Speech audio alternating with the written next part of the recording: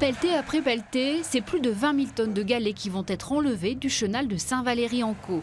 Depuis les dernières tempêtes, le port est bouché. Il était donc urgent d'agir pour libérer l'accès et assurer la sécurité des marins pêcheurs et plaisanciers. En temps ordinaire, l'opération n'a lieu qu'au mois d'avril.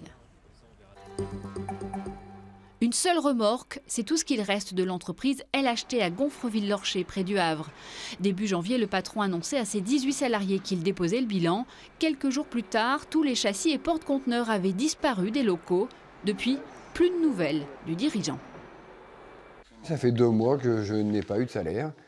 2 mois que je n'ai plus de couverture sociale non plus. On a été radié de la mutuelle. Quand on va à la banque et on nous dit de toute façon on ne vous donnera pas de coup de main, vous allez être fiché à la Banque de France, on va vous enlever votre carnet de chèques, voilà, on est interdit, on n'a plus rien. Mercredi, le tribunal de commerce de Marseille a prononcé la liquidation de l'entreprise, permettant enfin aux salariés de se retourner. Depuis dimanche dernier, 2 skieurs normands sont portés disparus en Savoie. Ils évoluaient dans un secteur hors piste de la station d'Arèche-Beaufort quand ils ont été emportés par une avalanche. Les recherches sont suspendues et devraient reprendre la semaine prochaine. Aux assises de Seine-Maritime, Jacqueline Montrouge a été condamné à 30 ans de réclusion criminelle, dont 18 ans de sûreté pour le meurtre de Kathleen Redman, sa jeune colocataire de 18 ans.